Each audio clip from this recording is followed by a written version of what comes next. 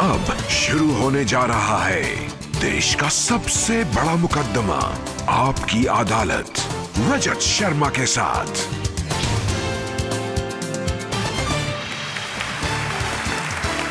नमस्कार, बहुत बहुत स्वागत है आपका आपकी अदालत में। आज मेरे मेहमान हैं मोदी सरकार के सबसे एक्टिव मिनिस्टर्स में से एक। जब जब सरकार पर संकट आता है, जब जब पार्टी पर मुसीबत आती है, तो उसकी रक्षा करने के लिए, उसको डिफेंड करने के लिए ये सबसे पहले मैदान में आते हैं। Please welcome union minister Piyush Goyal.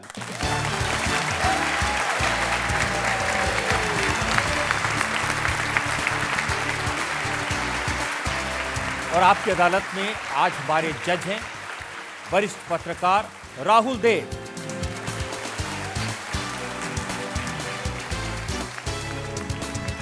और इससे पहले कि आज का मुकदमा शुरू करें, इल्जामात और सवालात का सिलसिला शुरू करें, आज के जज राहुल देव की इजाजत चाहेंगे आज की कार्रवाई शुरू करने के लिए।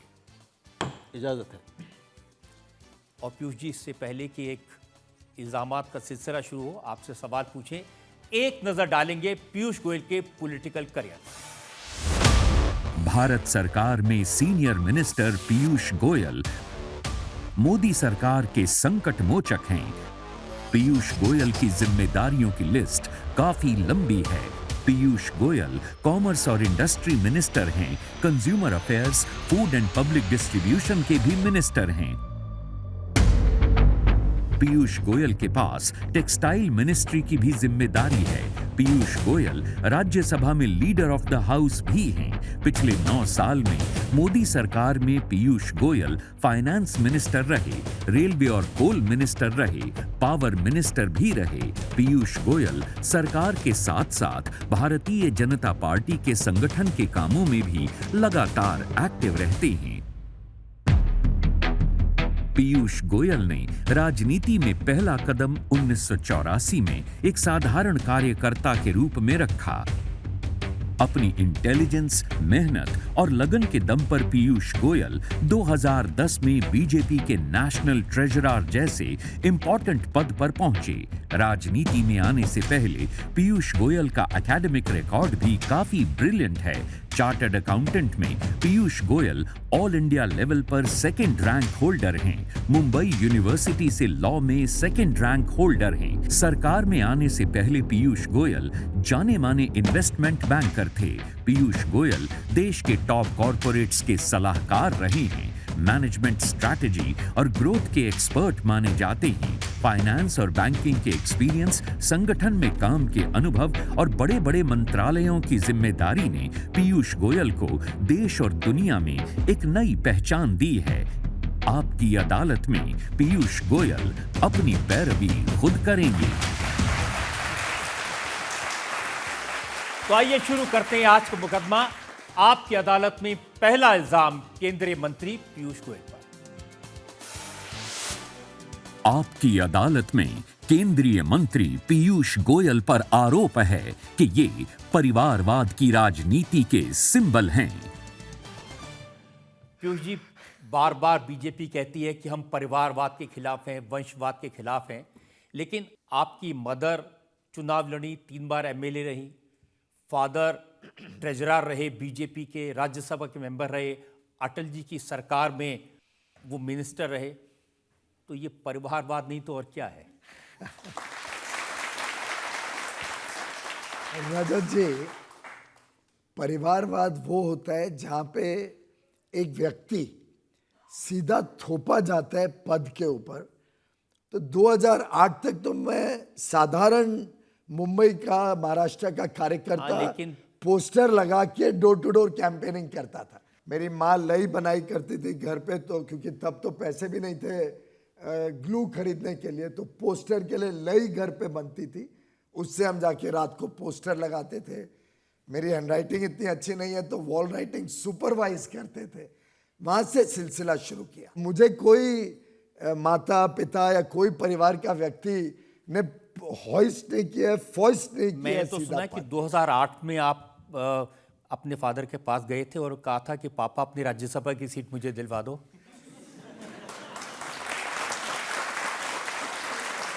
कुछ ज्यादा ही रिसर्च करके आए आप। ये मैं कबूल करूंगा इस अदालत में कि दिल में थोड़ी इच्छा तो होती है, जब पापा का टर्म खत्म हुआ तो ज़रूर मैं उनसे एक बार रिक्वेस्ट करी कि अगर अडवाणी जी से उस समय वो बात कर सकें।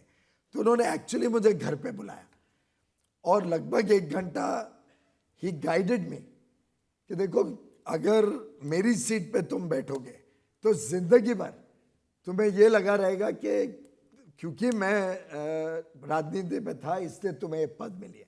अपनी क्षमता पे, अपनी मेहनत पे कभी ना कभी अवसर आएगा, आया तो आया, नहीं आया तो तुम राजनीति में कोई पद के लिए नहीं आए हो, तुम्हें एक ऑलवेज मौका चाहिए था कुछ करने का, करके दिखाओ। एंड उसके थोड़े दिन बाद he got cancer and he passed away. तो मैं बहुत संतुष्ट हूं कि मुझे उस समय नहीं मिला। उस समय मिलता तो शायद आज इतने कॉन्फिडेंस से इस अदालत में आपका सवाल फेस करने के लिए मुझे तकलीफ होती। लेकिन ये सही है कि आपकी मम्मी बताती थी लोगों को, पीयूष तो 4 साल की उम्र से कैंपेन करता था, जनसंघ के झंडे बांटता था। हाँ, मैंने भी सुना है ये बात कि मैं सड़क पे खड़े होकर सबको पूछता था कि भाई आप किसको वोट देने वाले हो। मैं तो अपना वोट भारतीय जनसंघ को दूंगा और दिए के ऊपर अपना वोट देने वाला हूँ। तब इतनी समझ नहीं थी कि वोट के लिए अभी समय है। समझ तो धीरे धीरे आई कि मैंने ये भी सुना कि जब आप बच्चे थे तो जिन नेताओं की गोद में आप खेलते थे उनमें संघ के गुरु गोलवलकर जी थे, उनमें अटल बिहारी वाजपेयी थे, तो खेलते खेलते कुछ खेल सीख गए होंगे।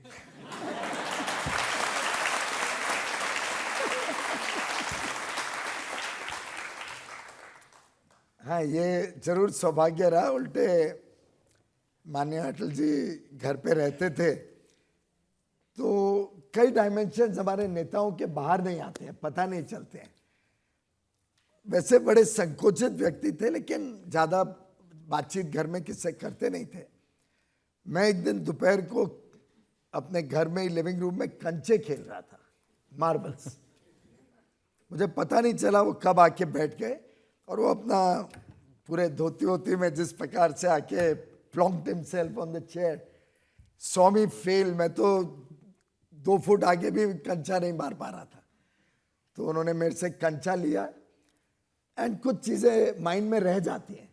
उन्होंने वो ये उंगली इस्तेमाल करके उन्होंने अपने अंगूठे से 8 फुट दूर कंचा मारा और मैं समझता हूँ उस दिन से मैं उनका फैन बन गया।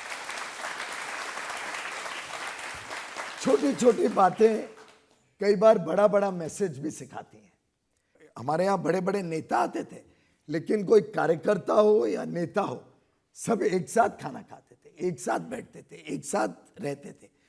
तो वो जो अर्ली लेसन्स इन लाइफ मिले वो मुझे लगता है आज माननीय प्रधानमंत्री नरेंद्र मोदी जी को एक्शन में देख के कैसे उन संस्कारों को वो समाज में, देश की राजनीति में उतार रहे हैं, वो देख के हम भी इंस्पायर होते हैं और हमें भी बहुत। ये भी सच है कि अटल जी आपको एक बार अपने हवाई जहाज में ले गए थे और 2-3 दिन तक घुमाया था। मैं स्टूडेंट था, स्कूल में पढ़ता था और बहुत अच्छे बाटा के जूते और कपड़े पहन के उस समय हवाई अड्डे गया। टारमैक पे वो दिल्ली से आए थे और फिर सांगली, कोल्हापुर उस क्षेत्र में 4 दिन का उनका दौरा था। वो विदेश मंत्री थे उस समय और ऐसे ही एयरपोर्ट पे हवाई टारमैक पे उन्होंने पूछा क्या कर रहे हो। मैंने कहा छुट्टियां चल रही हैं। उन्होंने कहा चलो मेरे साथ। I was taken aback. कोई कपड़े नहीं थे, कोई तैयारी नहीं थी, पर हम उनको चाचा जी बोलते थे बचपन में। चाचा जी का प्यार इतना था, वो हवाई जहाज में बिठा के ले गए। 4 दिन का दौरा था पर उसमें एक फेंट रिकलेक्शन है अभी भी कि वो मेरे साथ गए। कोल्हापुर पहला स्टॉप था, वहाँ दुकान में गए, मुझे कोल्हापुरी चप्पल दिलाई, कुर्ते पजामे दिलाए और फिर 4 दिन तक उनके साथ रहा। उसमें एक प्रसंग जरूर आपको बताना चाहूँगा, बड़ा इंटरेस्टिंग है। लता मंगेशकर जी का, दीदी का एक सत्कार का कार्यक्रम था सांगली में। उस समय जो अटल जी ने लगभग 1 घंटे का भाषण दिया, वो पूरा 1 घंटे का भाषण पूरी तरीके से बिना राजनीति के भारत की संस्कृति पे, भारत की कला पे, भारत के म्यूजिक के ऊपर और भारत की विरासत के ऊपर 1 घंटे का भाषण उन्होंने पूरा जो दिया, मैं कभी भूल नहीं सकता हूं। और अब आज जब 100वें मन की बात का मैं एपिसोड प्रधानमंत्री नरेंद्र मोदी जी का देख रहा था, तब मुझे वो बात याद आई कि कैसे प्रधानमंत्री मोदी जी 100 महीने तक हर महीने जनता के साथ संवाद करते हैं।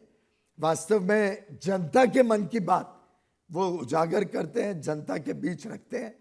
और कभी भी 100 एपिसोड में एक बार भी मोदी जी ने राजनीति से कोई प्रेरित विषय इस मन की बात के कार्यक्रम में नहीं लिया। ये कोई छोटी उपलब्धि नहीं। ये अच्छा है कि आपको चार्टर्ड अकाउंटेंट बनाया, आप नंबर 2 रैंक रही, अभी हमने सुना आपने लॉ किया, तो आपको नहीं लगा कि इतने पढ़े लिखे आदमी का राजनीति में क्या काम? ऑन द कॉन्ट्ररी, आप अगर प्रधानमंत्री मोदी जी का भी ओवरऑल कैबिनेट देखें, उनके खुद का काम करने का ढंग देखें, ये वास्तव में हमारी एक प्रकार से पहचान है। इसीलिए भारतीय जनता पार्टी का शीर्ष नेतृत्व प्रधानमंत्री मोदी जी हो, माननीय अमित शाह जी हो, राजनाथ जी हो, सभी एक प्रकार से देश की सेवा में नई टेक्नोलॉजी कैसे इस्तेमाल करना, डिजिटल दुनिया का लाभ कैसे हमारे अलग अलग कार्यक्रमों में हम ला सकते हैं, विश्व स्तरीय अति आधुनिक चीज़ें भारत में भी जल्द से जल्द आए। अगर आप सोचिए BS6 गाड़ियों का स्टैंडर्ड जो पर्यावरण के लिए अच्छा है, यूरोप और अमेरिका ने हाल में ही लॉन्च किया, साथ ही साथ भारत ने किया। पहले एक जमाना था कि विदेश में लॉन्च होने के 20 साल बाद भारत अपनाता था। 5G टेक्नोलॉजी भारत ने शायद कई विकसित देशों के पहले शुरू कर दी और आज तेजी से पूरे देश में प्रधानमंत्री मोदी जी स्वयं उस पर नियंत्रण रख रहे हैं कैसे लॉन्च हो। जिस प्रकार से उनका काम करने का ढंग है, नए नए उपयोग, नए नए तरीके काम करने के, जो वो मैनेजमेंट गुरु की तरह खुद काम कर। लेकिन केजरीवाल तो कहते हैं चौथी पास हैं। वो उनकी डिग्री मांगते रहते हैं। उनकी डिग्री वैसे वेबसाइट पे है, पर मैं समझता हूं कि प्रधानमंत्री मोदी जी का काम बोलता है। आखिर आप सोचिए कि ऐसी क्या बात है कि अमेरिका की कॉमर्स सेक्रेटरी स्वयं इस बात को कहती है कि भाई मैं जब प्रधानमंत्री नरेंद्र मोदी जी को मिली तो हमारी पूरी बातचीत आर्टिफिशियल इंटेलिजेंस, क्वांटम टेक्नोलॉजी और मॉडर्न मैन्युफैक्चरिंग, जो मशीन लर्निंग, मशीन मैन्युफैक्चरिंग की बात होती है, इसके इर्द गिर्द रही। आखिर इतना व्यापक सोच, आधुनिक सोच जिस व्यक्ति के पास है, मैं समझता हूं वो हम सबकी चार्टर्ड अकाउंटेंसी और इंजीनियरिंग और मैनेजमेंट की डिग्री से बहुत आगे चली गई है प्रधानमंत्री। जनता में से सवाल जो लोग पूछना चाहते हैं। जी सर, हम हमेशा देखते हैं कि आप पूजा पाठ किया करते हैं। सो मेरा प्रश्न ये है कि क्या आप बजरंग बली के भक्त हैं? बिल्कुल भक्त हूं। हर मंगलवार आप मुझे हनुमान मंदिर में देखेंगे जो कैनॉट प्लेस पे है। हर शनिवार मुझे न्याय मार्ग पे हनुमान मंदिर है। इन दोनों मंदिर में आप मुझे हर मंगलवार और हर शनिवार देखेंगे। और विश्व में मैं किधर भी जाऊं तो अवश्य कोशिश करता हूं कि अगर हमारा मंदिर हो तो मंदिर में जाऊं। लंदन का स्वामी नारायण मंदिर में गया हूं, सिडनी का गया हूं। एक बार तो वॉशिंगटन में मंदिर ढूंढते ढूंढते मुझे 1 घंटा लग गया रात को, कि थोड़ा दूर था मंदिर, मिल नहीं रहा था, पर हम 1 घंटा ड्राइव करके गए। मुझे बहुत संतुष्टि होती है, भगवान का आशीर्वाद मिलते रहे। और बजरंग बली से जो संकट मोचन है, देश को संकट मुक्त कर सके, तो हम अपने जनता की सेवा के कार्य को और अच्छी तरीके से निभा पाएंगे। क्योंकि आजकल देख रहे हैं कि कर्नाटक के चुनाव में बजरंग बली की एंट्री हुई है और कांग्रेस काफी परेशान है इससे। देखिए, बजरंग बली तो ओमनी प्रेजेंट है, सभी जगह है, पर कर्नाटक उनकी जन्मभूमि है। बजरंग बली के लिए आस्था है लोगों में, और बड़ा दुर्भाग्यपूर्ण स्थिति है कि कांग्रेस पार्टी, पहले उन्होंने भगवान राम को ताले में बंद रखने की कोशिश की। राम सेतु का विषय आया तो कहा राम सेतु था ही नहीं। राम जन्मभूमि का विषय आया तो हर संभव प्रयास किया कि राम जन्मभूमि में एक भव्य मंदिर भगवान राम की आराधना में ना बन सके। उस दिन जब उन्होंने अपना मैनिफेस्टो रिलीज किया, तब बजरंग दल, और बजरंग दल क्या है, भगवान हनुमान के में आस्था रखने वाले एक समाज सेवी राष्ट्रभक्त सेवा संस्था है। अब कांग्रेस अगर इस प्रकार से हिंदू भावनाओं को बार बार आहत पहुंचाने की कोशिश करेगी, समाज में तुष्टीकरण लाएगी, समाज को बांटने की, बंटवारे की कोशिश करेगी, समाज में अराजकता फैलाने की कोशिश करेगी, तो भारत की जनता बड़ी समझदार है। बजरंग बली की भावना को सामने रखते हुए मेरा पूरा विश्वास है देश पे कोई संकट और कर्नाटक पे कोई संकट कर्नाटक की जनता आने नहीं देगी। ये सही है कि कांग्रेस ने बजरंग दल को पीएफआई से इक्वेट करके गलती कर दी है, और लेकिन मोदी जी ने उसको पकड़ लिया और अब पूरे कर्नाटक में हनुमान चालीसा पढ़ी जा रही है। देखिए, कांग्रेस ने, मैं नहीं मानता हूं गलती की, उनकी सोच इस प्रकार की है। कांग्रेस की सोच आप वर्षों वर्षों से देख लीजिए। जब कोई चुनाव हारते हैं तो इलेक्शन कमीशन को ब्लेम कर देते हैं, जब कोई मुकदमा हारते हैं तो न्यायालय और कोर्टों के ऊपर प्रश्न उठाने लग जाते हैं, जब अपने कारनामों के कारण उनकी पार्लियामेंट में सदस्यता जाती है तो देश की पार्लियामेंट कोई उल्टे सीधे आरोप और बयान लगाने देने लग जाते हैं। तो कांग्रेस का मानना है आई मी माई सेल्फ, और प्रधानमंत्री नरेंद्र मोदी जी का मानना है मैं नहीं हम। दोनों के सोच में बस ये अंतर है। एक और सवाल। सर, मेरा सवाल आपसे ये है कि आप राजनीति में हैं, आप मिनिस्ट्री में हैं, अगर आप राजनीति में ना होते तो आप क्या बनते?